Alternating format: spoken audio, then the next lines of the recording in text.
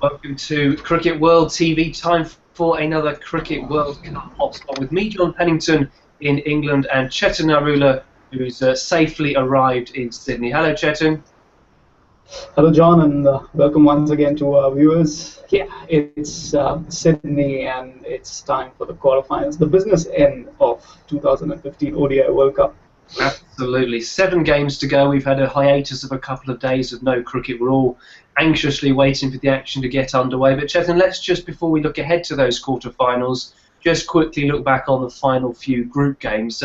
New Zealand-Bangladesh, that was a game you were at. New Zealand, pushed a little bit, but got home reasonably comfortably in the end. What did you make of that one? I know you were. I think I probably got a bit more excited about that than you did. Well, yes. You had predicted a Bangladesh win, if I remember correctly. Anyway, I thought New Zealand didn't get. Yeah. Anyway, I thought New Zealand didn't get out of third gear. I think they came to the match. They knew, we have to play one more game. We just want to make sure that we don't lose it. That's how they felt. I mean, that's how they bowled. I mean, you don't really see New Zealand overthrow or misfield. They dropped a catch. There was a run-out chance that they missed. There was an overthrow. You don't see that from New Zealand. So basically, they were not there completely. They were probably in third gear, even in batting. The way Kane Williamson got out, just a cut straight to point. I mean, you don't. It was very lazy on his part. McCullum, spinner, caught it long on. Yeah, that's how he gets out, but only after scoring 90 or 30 balls or something like that. So it was, like I said, they were in third gear. The one benefit of being in third gear is that Guptill got 100. Ross Taylor spent time in the middle. Corey Anderson gave us a glimpse of what he can do. They bat deep. Dan Vittori, Tim Southey can hit a few blows. So a good workout. Bangladesh scared them. Bangladesh scored the highest runs that have been scored against New Zealand in this World Cup. So, yeah, I'm not sure they're going to be as easy an opponent against India as the Indian fans are making it out to be. Yeah, we'll move on to that in a bit. The other final group games then, Australia-Scotland, Australia completely in command in that one. The rain, there's a moment or two where the rain might have rescued Scotland and got them their first World Cup point, but in the end, I think for them, they lead this World Cup with a bit of a whimper, I'm afraid, in Australia. Another crushing win as they move on to the quarters. Yeah, strange tactics from Australia to reverse their batting order, and then what's going to happen, what's not going to happen. Because if that match had been rained off, and they would have finished equal on points with Sri Lanka, and because Sri Lanka had more wins, and Australia 2 washouts, but Sri Lanka would have finished second, and they would have played Pakistan, and Australia would have faced off South Africa. So a lot rested on the rain gods. But yeah, Australia got through. Scotland will not be happy with the way this World Cup has gone, especially with the loss against Afghanistan and against the other sides. They haven't really showcased a good performance, and they'll be disappointed. Hopefully they'll pick it up, and hopefully we'll get to see them next time around as well. And that's just saying hopefully, because we all know how the format is going to be unless any last-minute changes are there. Yep, and two more associate teams bowing out then on the final day of group stage, with the West Indies comfortably beating the UAE as I think we all expected.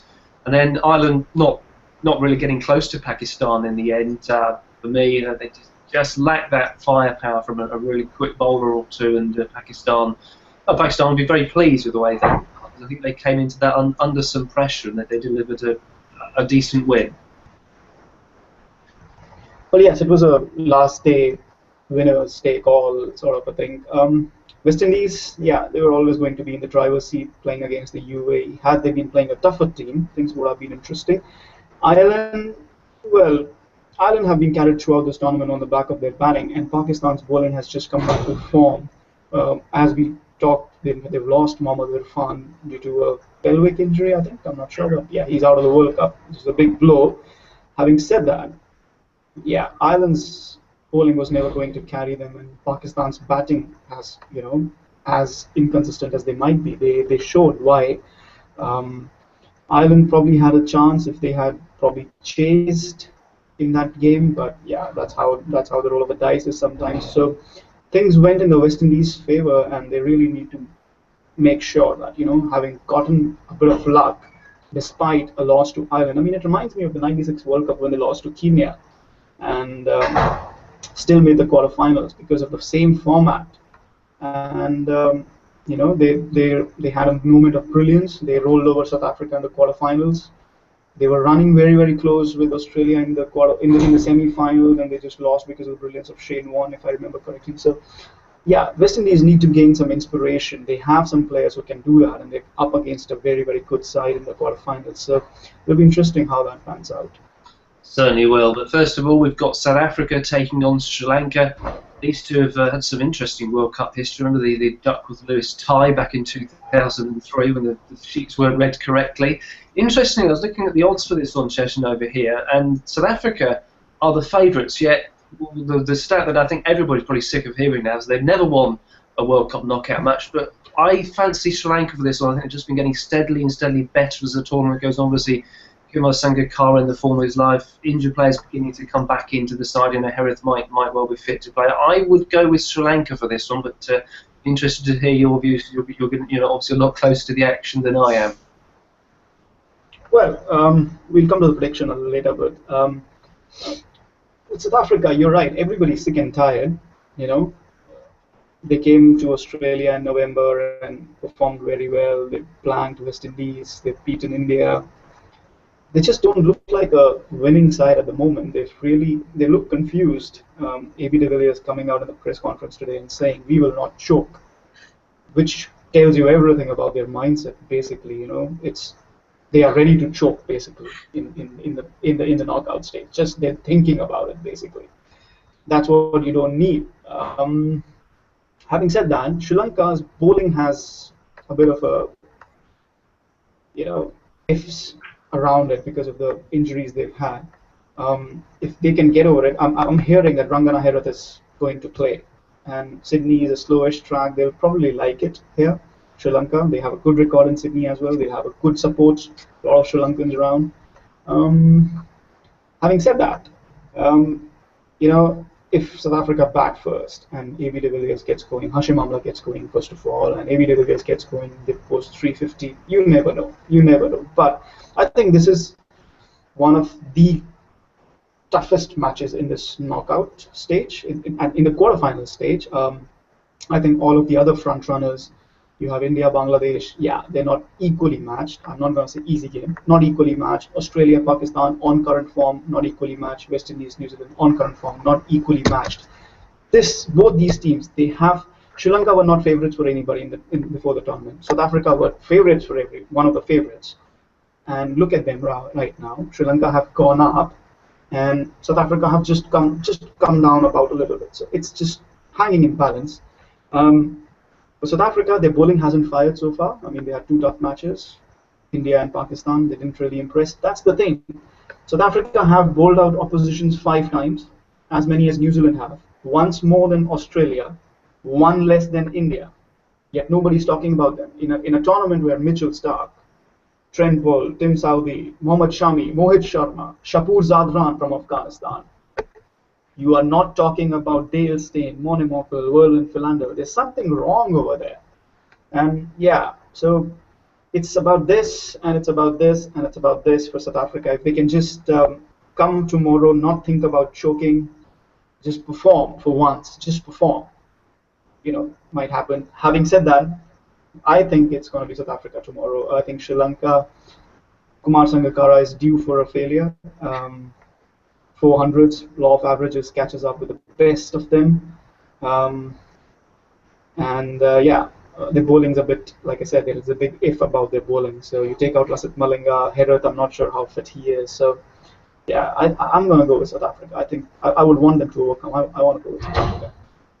Good stuff. Yeah, I take your point about this being the most closely matched of the 4 quarterfinals, and I'm going to sort of prove that in a way that I am going to go with Sri Lanka to win, and South Africa's appalling run in World Cup knockout matches to continue for me. So I'm going to Sri Lanka, you're going to South Africa. That could be an interesting one. I suspect that we're going to predict the same teams to win the remaining 3 quarterfinals, but we'll go through them nevertheless. Bangladesh, India, we've touched on it, and I think you're right to to point out that the Bangladesh are not going to be the pushover that perhaps some people are thinking they are. They have just got better and better as the group stages have gone on. Obviously, Mahmudullah in supreme form with the bat. Law of averages might catch up with him too. But yeah, India will probably be tested, but they should really be too strong. Coming off the back of, as you say, bowling teams out for six times in a row, which I think they've certainly never done before. Well, to me, John, it's the match. This match, Bangladesh-India, hangs for 15 overs, and the first 15 overs that Bangladesh bowl to the Indian batsmen, that's the match basically. I mean, if India can just get through that, I mean, obviously you're talking about Dhawan, Rohit Sharma, Kohli, and Rahane, top order basically. If they can get through those 15 overs, because my memory goes back to 2007 when, India made a very slow start. They lost a couple of wickets. They made a slow start. They never really recovered from that, and Bangladesh chased 250.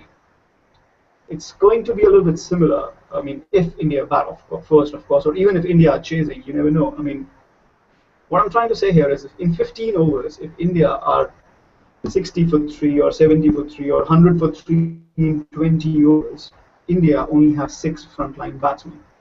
Ravindra Jadeja is horribly out of form. He's not had a good innings. Ashwin bats too deep. Raina, Dhoni are getting runs, but again, there's nobody to back them up. So if you get rid of the top 3, and Bangladesh pacers are looking very good.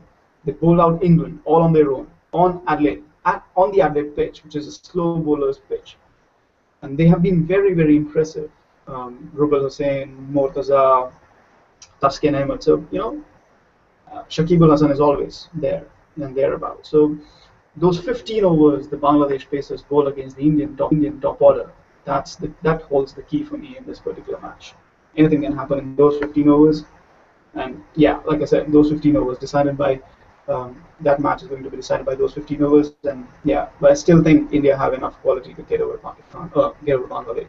Is Muttiah fit? Do you know, Chetan? That'll make a big difference if he's not there for Bangladesh, I would think. I think he's going to be fit. He was there in the practice today, so it'll make a huge difference, obviously, because he's the captain and he's the talismanic bowler for them. He's the leader of the attack. But they showed that they could trouble New Zealand without him as well. So yeah, I think Bangladesh are up. They've already achieved. They have nothing to lose, nothing to fear. I think it's India's game to lose. And talking of teams with nothing to lose, that's been very much the rhetoric that Misbah-ul-Haq's been talking about for Pakistan, having come through that absolutely pressure cooker environment against India. They're now sort of in the quarterfinals, so we're not under pressure. We're against the hosts, Australia. We've got nothing to lose. But is that attitude going to free them up enough to overcome an Australia side that has been performing, very, very well during this World Cup, do you think? Well, the thing about Australia, John, is that you have a team which has Watson, Faulkner, Mitchell Marsh, Glenn Maxwell in big form, and then you have Warner, Finch ready to boom, you have Smith and Clark in the middle. They bat deep, they bat till 8, sometimes they bat till 9. How do you get across this side? They're very good fielders, so how do you get across that? The thing with Australia is they haven't had enough momentum so far. They're not playing like champions elect. And this is the time that they would want to show, and they would want to take the spotlight back on themselves from India and New Zealand. They get too far ahead of themselves and exerting themselves on Pakistan, making that impression. That is where they're going to slip up. So it's going to be interesting to see how Australia really approach this game. But yeah, I think they have just too much quality for Pakistan. Even if this Pakistan side is they have talent, but it's a slippery game. It's perhaps the slipperiest of all 3 games, like India, Bangladesh, Australia, Pakistan, West Indies, New Zealand. It's a very, very slippery game for Australia. But I will be very surprised if Australia do slip. I think Australia will be very professional. They're very professional cricketers, so they will be professional about it. And I think we'll see a decent performance from them. I think so too, Chetan. You mentioned there you think they're champions elect. I've been saying they're going to be champions for quite a while as well. So I'd be surprised if they do slip up against Pakistan. And you mentioned earlier that Mohamed Irfan's been ruled out. That's again as if they didn't have enough injury problems with players that didn't even make the trip. That's another big blow for Pakistan as well. So yeah, Australia for me in that one as well. finally then, New Zealand against the West Indies. I mean, we've talked a lot about New Zealand, how they have been very, very impressive throughout the West Indies. Yeah, you could say they just about did enough to get through to the quarters. Notwithstanding that excellent win over South Africa was a bit of a surprise. Sorry, they didn't beat South Africa, did they? Anyway, they did enough to get through, but I'm certainly going to go with New Zealand to win this one. What about you? Again, it's a slippery game, John. The pitch at Wellington has a little more bounce, and West Indies are as unpredictable as Pakistan, so it depends what side turns up really. I mean, if they bat first and Gale gets going and hits 150 of 70 balls, New Zealand will be chasing big target, and then depending on McCullum. And New Zealand's strategy has been onefold, just to bowl out the opposition and chase down targets. It's carried them this far, but on the knockout stage, just you don't get second chances. If something fails, something goes wrong, then there goes your chance, and that's the problem with New Zealand. They've been here before. They just haven't gone further from here. I mean, New Zealand are immensely confident of what they're doing. They're very aggressive. Even if a team is 76 for 6, they will have 4 slips in position and try to get them out for 100. So that's what they're trying to do. They're very aggressive. They're very confident about their abilities. They know what they're doing. They have confidence in what they're doing. So for this match, at least, I don't see how West Indies can get past that determination, that confidence of New Zealand. But having said that, it's entirely possible, and West Indies can trip them up. It's about how they perform on the day. So yeah, it's going to be interesting. Certainly will, Chetan. So I think we're more or less in line with our predictions, apart from the South Africa-Sri Lanka game, which makes things in as ever. And enjoy your quarterfinals out there in Australia and New Zealand. Always a pleasure, John. And thank you very much for watching us here on the Cricket World. And from both of us, bye for now, and hope you can join us again soon.